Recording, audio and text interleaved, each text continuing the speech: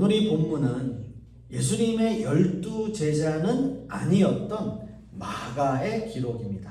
마가. 12 사도는 아니었던 마가. 따라서 이 마가가 직접 목격하지 않고 이 복음서를 마가는 과연 어떻게 기록을 하였을까요? 아마도 그 당시에 베드로와 또는 다른 사도들에게 듣고 또 그들에 의해서 말하여진 것들이 정리되어져서 그렇게 기록한 것이 이 마가복음이 아닐까라고 생각하는 거죠. 그런데 이 사건은 상당히 기억에 남는 사건이었던 것 같아요. 그 제자들에게 굉장히 기억에 남는 사건이 아니었을까 생각해 봅니다.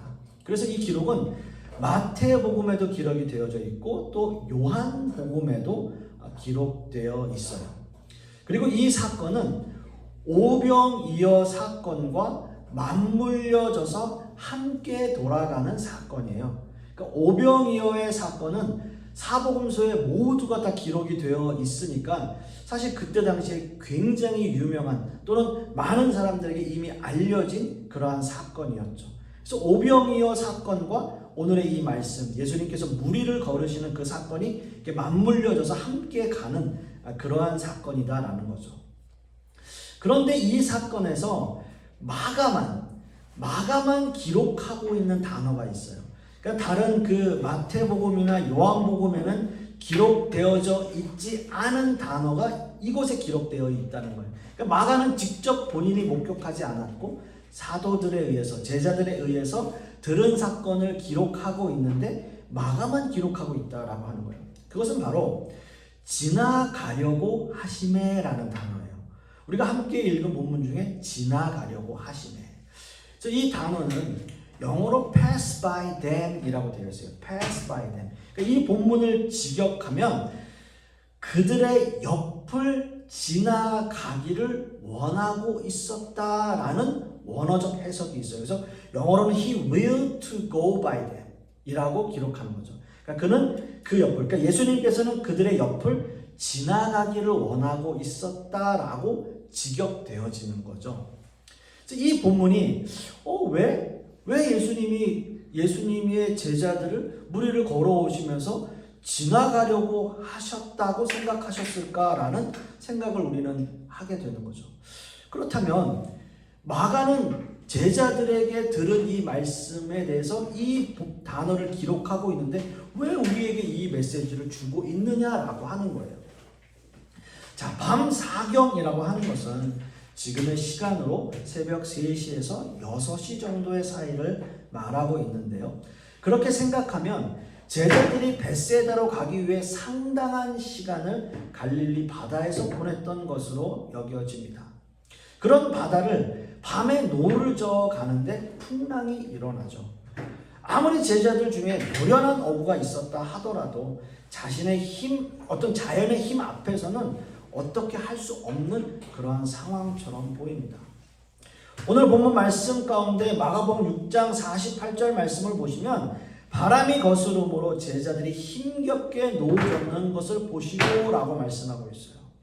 그리고 오늘 본문과 병행 구절을 이루고 있는 마태복음 14장 24절 하반절 말씀에도 물결로 말미암아 고난을 당하더라 라고 기록하고 있습니다. 제자들은 성난 파도로 인해서 고난을 당했고 이 성난 파도로 인해 죽을지도 모른다는 막연한 두려움에 휩싸이게 되었던 거죠. 그런데 여러분 참 재미있는 것은요. 제자들이 이런 어려움을 겪기 직전에 그들은 과연 무슨 일이 있었는지 여러분 아십니까? 예수님이 무리를 걷는 기적을 보여주기 전에 예수님께서는 보리떡 5개와 물고기 2마리로 5,000명을 먹이는 기적을 베풀어 주셨어요.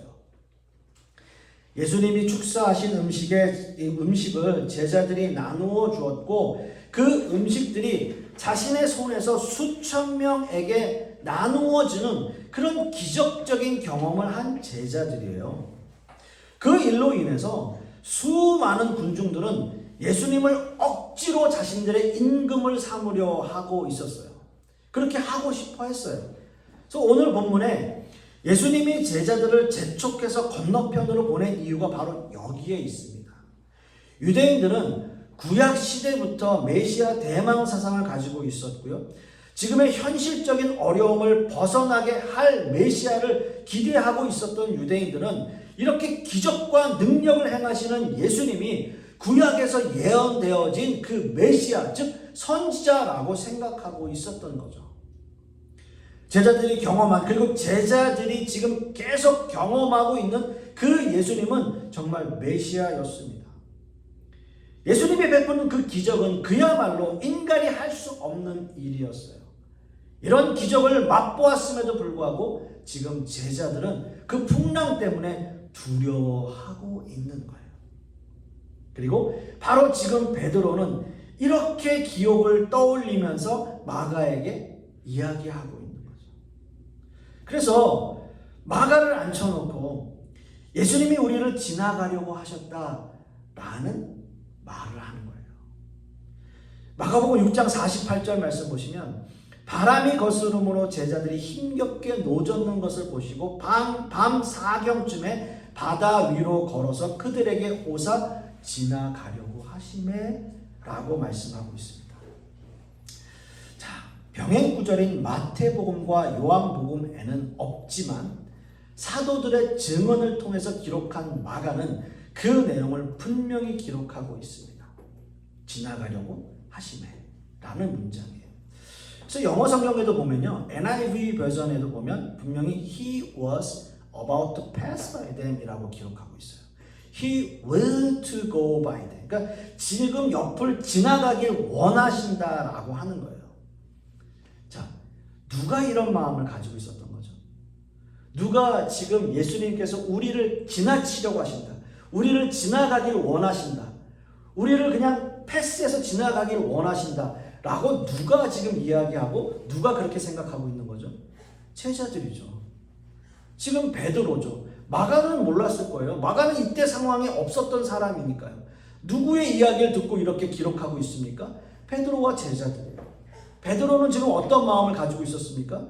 오병이어의 기적을 경험했음에도 불구하고 우리를 지나가려고 하시는 그 예수님을 바라봤다고요. 왜 우리를 지나가려고 하시지?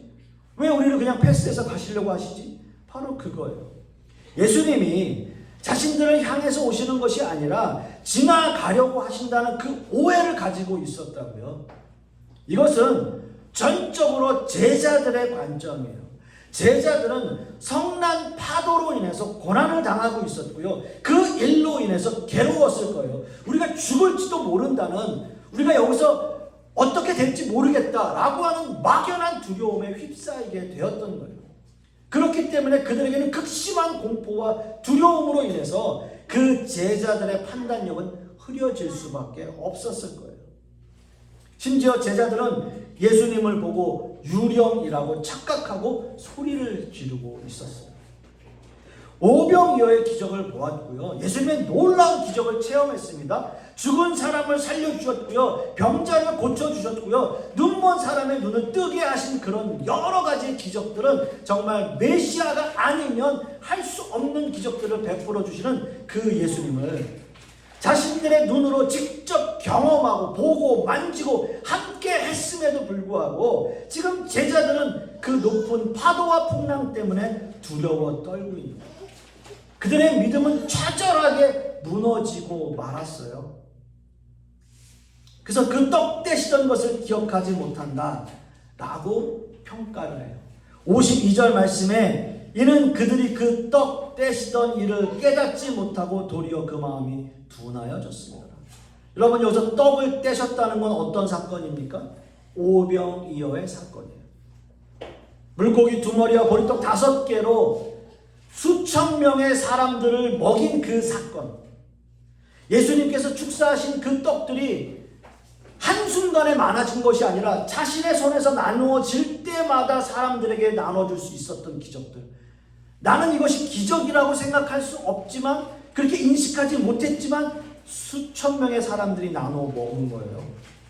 그 떡 되시던 것을 깨닫지 못했다고. 그래서 마음이 둔하여졌다고. 마음이 둔하여졌다고. 그 마음이 굳어졌다라고 하는 의미예요. 여러분, 그렇게 되는 거예요. 마음이 둔해지니까 예수님께서 수천 명을 먹이신 그 떡 떼시던 사건이 기억나질 않아요. 바로 얼마 전에, 바로 몇 시간 전에 함께했던 그 기적의 사건이 기억나지 않아요. 예수님이 나의 구세주이시고 나의 메시아임이심에도 그게 생각나질 않아요. 말씀이 우리의 마음속에 없으니까, 은혜 가운데 살지 못하니까 내 마음이 점점 둔해지고 우둔해져요. 그 오병이어의 기적을 경험한 제자들 역시도 그 모진 풍랑과 파도 때문에 그 마음이 둔해져요. 자꾸 이게 굳어지는 거예요. 여러분, 모진 풍랑과 파도로 고통당하고 있는 제자들이 무사히 갈릴리 호수를 건널 수 있는 방법 뭘까요? 제자들의 그 두려움이 한순간에 사라지는 비결이 뭘까요? 말씀에 있잖아요. 예수님께서 제자들과 함께 하시는 거죠. 예수님이 그 배에 오르시는 거죠. 예수님과 함께 할 때 그 모든 게 사라지잖아요. 성 어거스틴은 이 본문을 이렇게 해석했어요. 예수님은 제자들을 향해 한 발 한 발 높은 파도를 잠재우시며 제자들에게 다가오고 계셨다 라고 해석했어요. 한 발 높은 파도를 잠재우시며 제자들에게 다가오고 계셨다 라고 어거스틴은 해석해요. 그렇게 두려움에 떨고 있는 제자들을 향해서 예수님께서 한 말씀 하셨잖아요. 한마디. 안심하라. 나니 두려워 말라. 이거 한마디였어요. 요 문장. 안심하라. 나니 두려워 말라. 지금 제자들이 이 고난에서, 이 고통에서, 두려움에서 벗어나는 단 한 가지 방법은 예수님이 함께하는 거죠. 예수님이 함께하는 거죠. 예수님이 제자들과 함께 하시니까 모든 파도가 잠잠해지고 무사히 그들은 호수를 건널 수 있었습니다. 사랑하는 성도 여러분, 지금 이 본문에서 가장 중요한 문장은요, 지나가려고 하셨다라는 그 단어예요. 그 문장이에요. 이 단어가 우리에게 주는 메시지는요, 예수님의 말씀이 내 안에 함께하는 것, 내 안에 말씀이 살아있고 역사하시면 지나가려고 하신다는 그런 오해와 두려움이 생기지 않을 거라는 거죠. 마가의 평가처럼, 마가가 제자들의 이야기를 다 듣고 그가 한 평가처럼 예수님을 인식하지 못하고 말씀이 그 안에 머물러 있지 않았을 때, 그들의 마음이 둔하여졌을 때는 그 제자들이라 할지라도 그들에게 수없이 많은 오해와 억측들이 그들에게 생겨나게 되었던 거예요. 예수님이 우리에게 걸어오시는 게 아닌가 봐. 우리를 지나가려고 하시나 봐. 예수님이 아니라 저건 분명히 유령일 거야. 저 높은 파도 때문에 내가 죽을지도 몰라. 그게 그 당시 제자들의 고백이었어요. 그게 제자들의 고백이에요. 예수님의 말씀이 함께하지 못하니까 그 마음이 둔해져서 그렇게 오해하고 억측이 생기는 거죠. 여러분, 살면서 우리에게 시련이 없고 고통이 없고 고난이 없는 삶은 없겠죠. 그런 시련 당할 때마다, 고난 당할 때마다 오해하고 불신하고 불평하고 원망하고 우리가 살아가야 할까요? 아니죠. 그럴 때마다, 그런 고난이 닥칠 때마다 더 주님의 손을 붙잡고 주님께서 내미시는 그 손을 우리가 잡아야죠. 그게 우리가 원하는 거죠. 그 어려움과 시련이 닥쳐도 우리 몸이 또 자연스럽게 주님께 손을 내밀고 무릎 꿇고 기도하고 하나님 앞에 매달리는 그런 훈련이 우리에게 돼 있어야 돼요. 이게 신앙인의 모습이에요. 그리고 마지막으로 여러분, 이 말씀을 기억해 주십시오. 우리의 마음이 둔해지지 않기 위해 노력해야 돼요. 말씀이 우리 안에 살아있게, 말씀이 우리 안에서 움직이게, 그 말씀 때문에 이 모든 상황들을 이겨내고 극복할 수 있게 노력해야 된다. 말씀이 우리의 삶을 지배하도록 노력하며 사시는 저와 여러분 되실 수 있기를 간절히 소망하겠습니다. 기도하겠습니다. 아버지 하나님, 오늘 이 마가복음을 통해서 그 제자들에게 예수님께서 무리를 걸어가시는 그 장면, 우리가 머릿속에 상상하며 생각해 봅니다. 그 제자들 얼마나 두렵고 떨리고 또 그들이 죽을지도 모른다는 그 두려움 속에 사로잡혀 있었을 때 예수님께서는 그 모든 상황을 잠재우고 한 발 한 발 한 발 그 예수님의 제자들에게 걸어가시는 그 예수님의 모습, 우리가 그 모습을 통해서 힘을 얻게 하여 주시옵시고 우리의 모든 어려움과 시련과 고난들을 이겨내고 극복할 수 있는 믿음을 가질 수 있도록 주님께서 역사하여 주시옵소서. 이번 한 주간도 그러한 은혜 가운데 살아가는 우리 성도님들 되게 하여 주시옵소서. 이 모든 말씀 우리 주 예수 그리스도의 이름으로 기도하고, 이제는 우리 주 예수 그리스도의 은혜와 아버지 하나님의 극진하신 사랑과 성령님의 내주 교통하심이 오늘 말씀을 통해서 예수님께서 우리에게 다가오시고 우리와 함께 하시는 분이심을 믿고 의지하고 고백하기를 소망하는 우리 하나님의 백성들 머리 위에, 그 자녀들 위에, 그 사업과 직장 위에, 그리고 우리 풍요로운 교회 위에 이제부터 영원토록 함께 있을지어다. 아멘.